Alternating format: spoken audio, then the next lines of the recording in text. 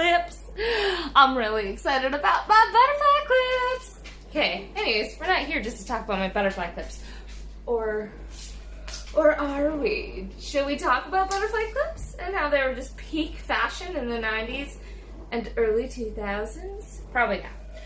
All right, we are cooking today. And this is a recipe that I actually said I was going to do for a while and just like didn't because, you know, I like to live in the moment. And when you got to make videos, you got to stop and blah, blah, blah. But I'm doing this for you. But also for me, but for you. So today we are tackling one of my favorite meals in the whole wide world. Lamb. So Dan was a babe and ordered these super beautiful rack of lambs. And I'll tell you what, there's a reason why rack of lamb is so expensive at a restaurant, because it's also expensive in store. So I will say this is not a cheap meal, but it's delicious and totally worth it. The first time I had like a rack of lamb was at this very, very fancy restaurant in Winnipeg called 529 Wellington. And I went with my dad and my mom because I was like 18. Sorry, the water is draining on the dishwasher. Why do I always do this? Like when the dishwasher's going. It's always when the dishwasher's going. I don't think I've made one video where the dishwasher's not going. Anyway, so the first time I had the lamb was there, and it was amazing. So first things first, this is thawed, because it did come frozen, and we're going to make our rub that it's going to sit in for like the next, what is it? It's like 10 o'clock right now, so it's going to sit in this rub until probably like 5 o'clock. Get all those juices and stuff in there. Juices? Flavors. Get the flavors in. So for our rub, we are going to need mustard. You can totally use fresh herbs. We're going to use fresh herbs later. I am obsessed with this. They're like these stir-in herbs. They're paste, and they're like near fresh. Like they're so good. And they have such a punch of flavor. So this is a little secret. And then margarine. The reason I'm using margarine right now is just because it's smoother than butter, and I didn't take out any butter to get to room temperature. So margarine it is. We're going to use real butter later when we're in the searing. And when we're searing our rack of lamb is also when we'll use the fresh herbs. Anyways, so draining again. Let me rearrange it here, and we'll make our little marinade. Alright, so let's get started. So I will say, just like this is an expensive cut of meat, it's also, let's say, expensive on the arteries. So we're going to scoop our margarine in there. Yeah. I mean, at least it's margarine and not butter, right? Is that how this works? We don't care. All right, now let's get our paste in. Look, I went out and bought this yesterday. On the trip, I went out and bought this on the trip where I was supposed to get milk. And I got everything but milk. Anyways, so we're gonna give this a nice squeeze. I can smell that, and it smells divine. A little mustard, and a little bit of lemon juice. And now, we will stir this all together.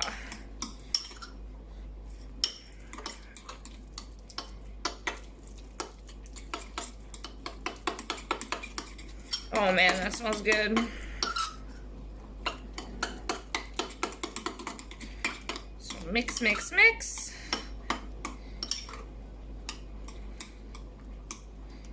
And then let us massage it into our meat. So I guess I should open the package. Alrighty, so as many of you already know, I hate Oh no! My glove!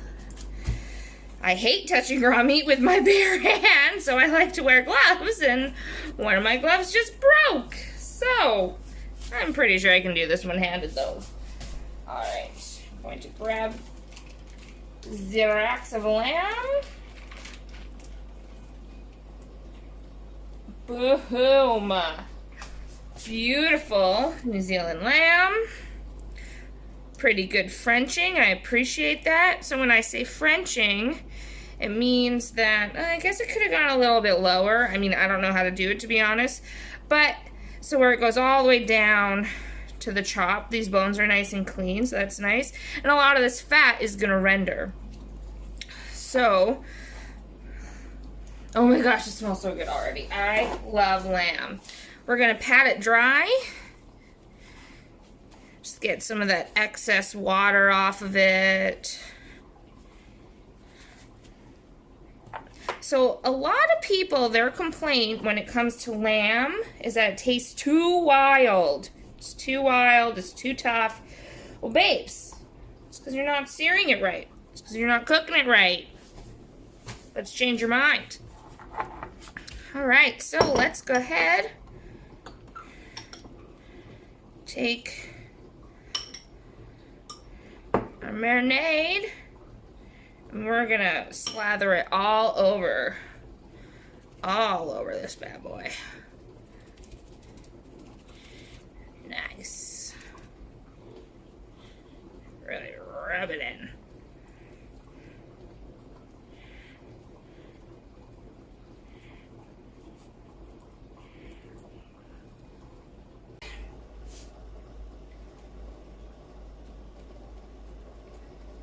So this is only one of my lamb marinade versions. I do another one when I do just lamb chops where I like soak them in kind of this mixture and white wine. Also delicious, but this is how we're doing our chops. So they should look like this. Yummy. And now we're just gonna cover that with foil. Stick it back in the fridge. Whoa.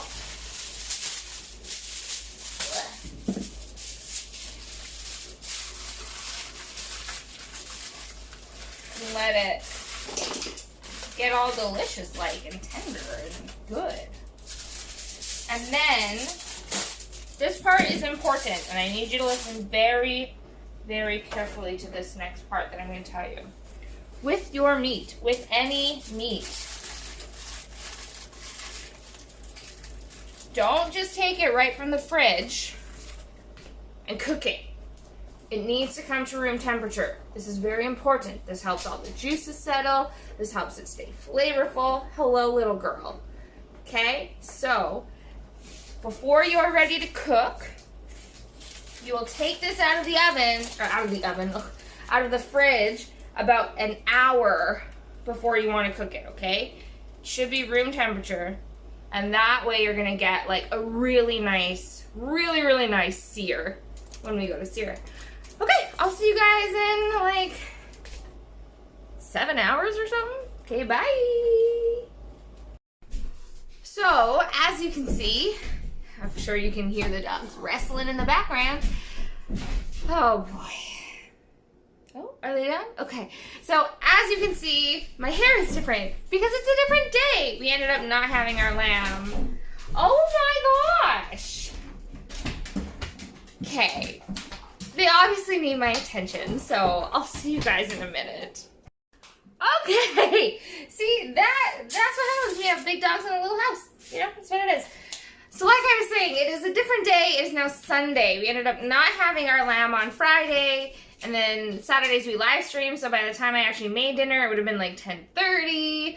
So, which actually worked out because I was telling you guys how I would love for it to rest and marinate for a day or two. So, I have taken the lamb out of the fridge so it can come back up to room temperature. Look at how good that looks. Yum, I'm so excited.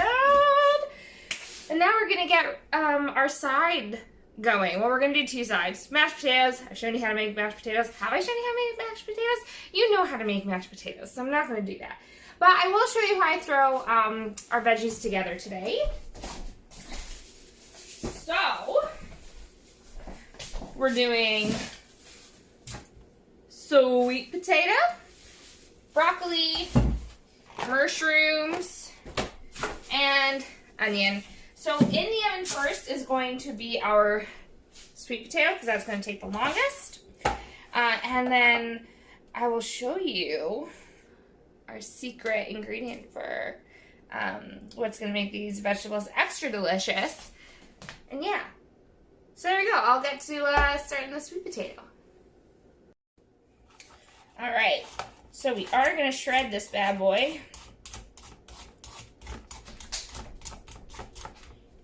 I like this shredder because it I can change so I can get the really awkward parts. It's Excelente. I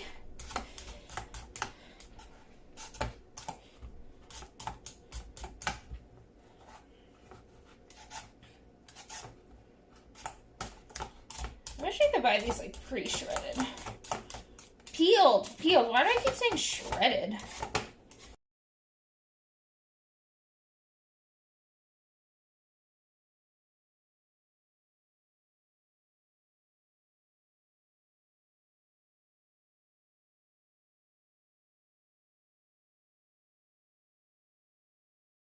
All right, so sweet potato is sliced and diced. If you see any pieces that are like, whoa, that's way too big, just cut them smaller. I don't know. All right, so are you ready for the secret ingredient for this? So I did say the other day when I started with the lamb that this is a decadent meal. It's rich. It's not one you'd have every day. It's kind of special. Here's another reason why. So this morning, Dan loves to have just bacon with maple syrup because he's super Canadian. So I have lots of leftover bacon grease. Now I let that solidify, and it looks really gross, but I'm just going to take it and plop it right on top of the sweet potatoes.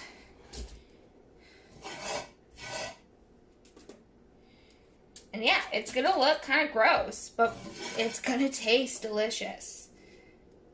Believe me. So, and then I'm going to just kind of smush it over everything, okay? So that at least a little bit has touched each potato. Also, as you can see, I've lined my baking sheet with tin foil because I like having easier cleanup. And tin foil does that. Okay.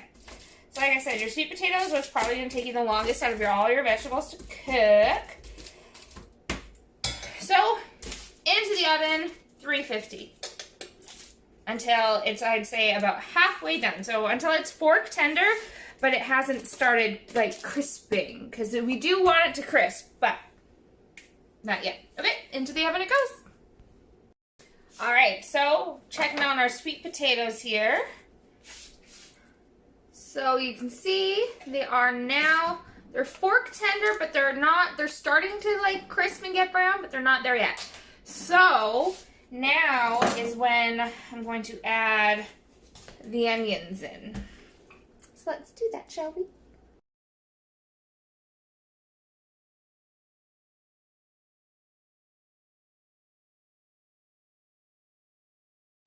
Alright, so look at how wiggly, oh, it's a little dark over there, how wiggly it's starting to get translucent.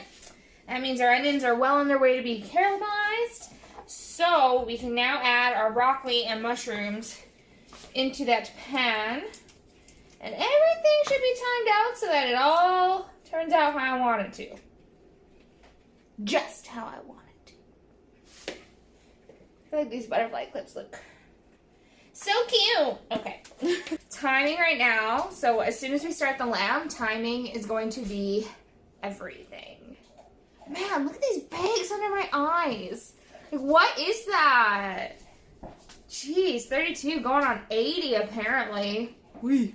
Anyways, all right, so I'm gonna pop these gorgeous veggies back into the oven, and I'll see you when we're searing. Or actually, we need to score and stuff. Yes, stuff our lamb first. So maybe we'll do that right now. All right, so we're kind of at a funny time because the sun is like setting, so my lighting keeps changing. So sorry. So like I said, we've got our lamb, and now what we're gonna do is we're gonna score into the fat. And then what I did off camera was I sliced garlic into little garlic chips. And then we're going to stuff these garlic chips into the scored section of our lamb. And it's going to be just like so delicious. So I'll re-rig and we'll get to scoring our lamb. All right, so what do I mean when I say score? So where the fat is under your marinade, you're just going to make some cuts. You're going to need a sharp knife. See? Score, but you don't want to score too deep.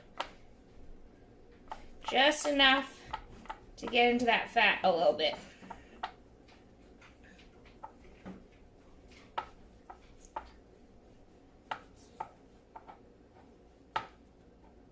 You want just enough room so you can put some of your garlic chips right in there.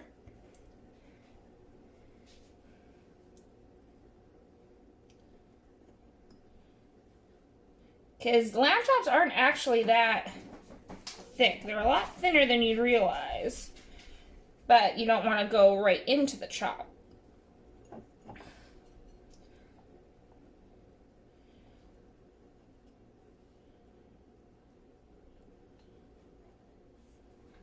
Frankie, please don't knock over my camera. That'd be bad. Oh, that's two. Beautiful. Ta-da! All right, now. All right, gang. So, like I said, time is of the essence now. So, this is the pan that had that bacon grease in it, and now I added a little bit more butter to it just to kind of round it out because I had taken out a lot of the bacon grease and threw it out. Let's check to see if our pan is hot enough. Okay, our garlic is crisping up a little bit. You can't even see it. Frankie, please do not touch that. That is hot. And also do not knock over my tripod. That would be bad. So bad. Maybe go see your dad. Go away. Go, baby. She's like, I want what's in here. It smells good. All right. So, it looks like our pan is hot enough. Let's get going with the first sear.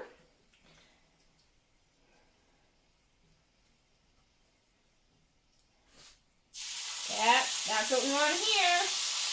You're going to do all the sides, okay? It won't take very long to sear.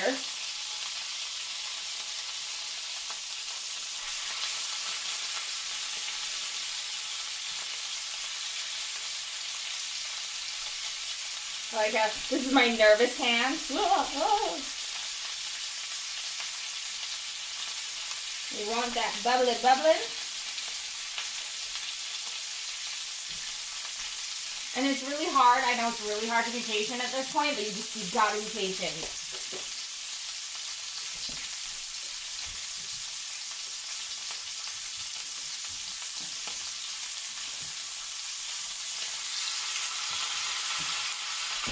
Alright, backside is basically there.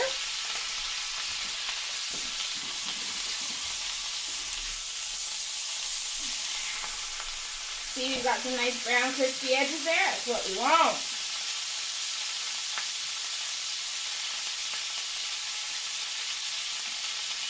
Let the top sear for a bit. Then we're going to have to do a quick transfer onto this pan.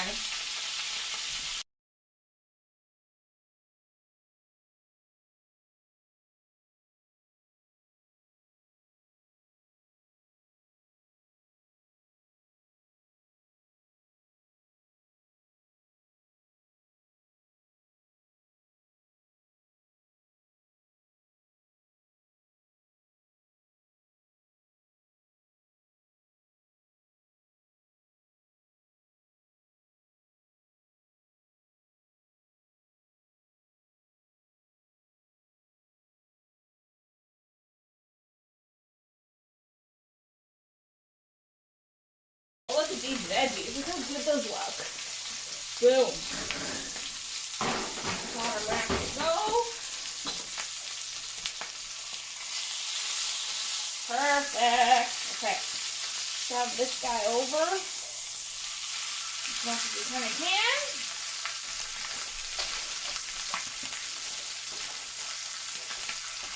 Back in you go, second rack.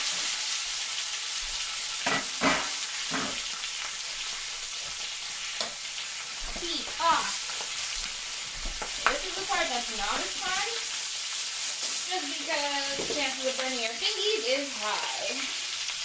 But that's why we have oven mitts.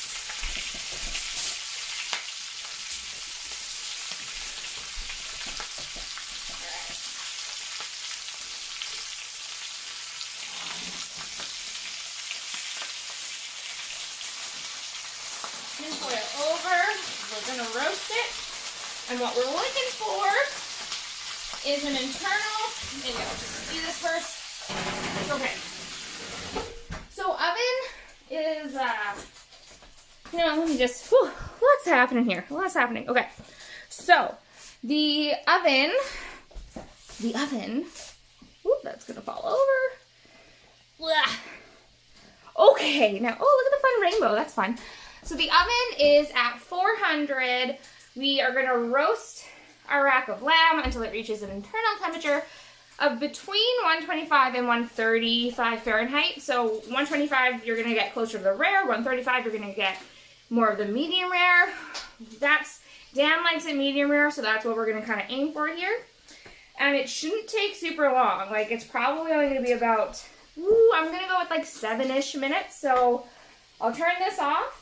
And we'll check on that, set our meat out to rest when it's at temperature, and then we'll make the sauce. All right, so our lamb in a tent, resting. And now let us make a little bit of sauce.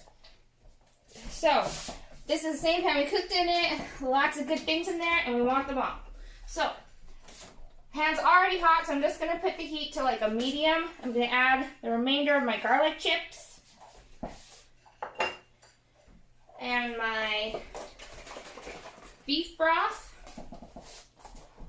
Franklin, girl.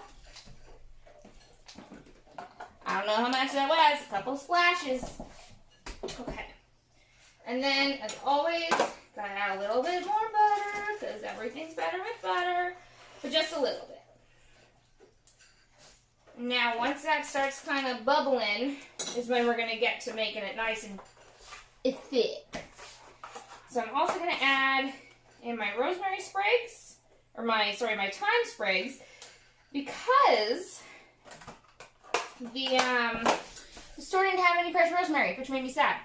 So I had to take a tea bag, empty it, and put in some dried rosemary to get the desired effect, but I don't want all the little rosemary pieces everywhere. So we're going to let this kind of start to bubble, and then we're going to add our slurry. What's a slurry, you ask? Well, a slurry is flour. I have both dogs on either side of me here. Flour. I'm doing like a tablespoon of flour, half tablespoon of cornstarch. Honestly, do I know if those measurements are correct? Nope. It's just what I do. And then a little bit of water.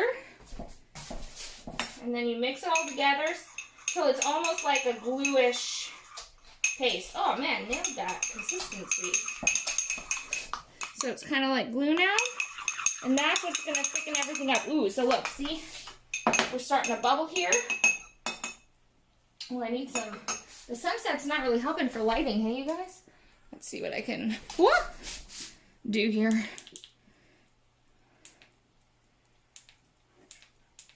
Is that a little bit better, I hope? Maybe? It's hard because it is a like a black pan with dark sauce. Alright, so we're bubbling. See, look how good that tea bag works for your rosemary, but it's all going to get in there. And then you won't have to pick it all out. Okay. That bubble a little more. I think I might add just a smidgen more the beef broth. So altogether, I probably put in like a cup of beef broth here. Now, we'll add in our slurry and just mix it up real good. Let it keep boiling.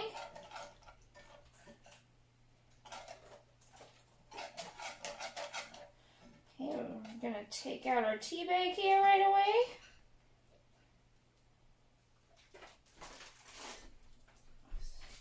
I'm someone who, I don't like a lot of rosemary, just like a little rosemary. So, okay, so this is getting pretty thick. And now it's about figuring out what consistency you want. So I want it to be a little bit more runny, so I'm going to add more broth. I'm not looking for a gravy, I'm just looking more for like a nice light sauce. Oh, now I might have added too much broth. Well, we'll see. So let her come to a boil again. If you had some red wine, that'd be great in here.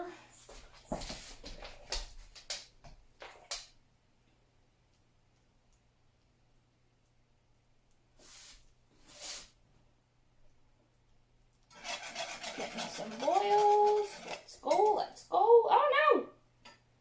Trapped sprig. Oh, and I'll turn my oven off so the veggies can just stay warm. There we go. Yeah, that's the consistency that I want, so I'm going to turn this off. Just let it kind of be warm. Let's just make sure it's actually going to taste good, because that would be not good if it tasted bad. Oh yeah. Oh yeah, that's it. That is it, folks. Oh my gosh, okay. It's time to plate. So, yay. All right, gang, moment of truth. Let's cut in, see how we did. This part always makes me so nervous.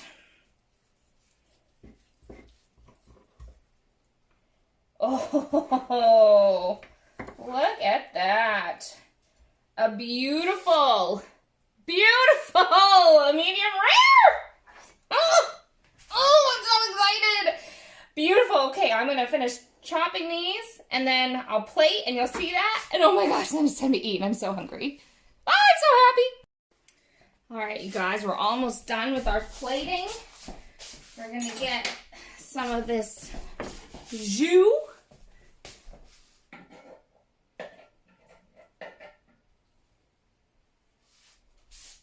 And just drizzle. You guys, oh my gosh, oh my gosh. Okay, so full disclosure, you guys, this was my first full rack of lamb. Never done a full rack, only ever done the chops. I think we did okay. I think we did pretty good here. So let's serve this to Dan and see what he thinks. Yay!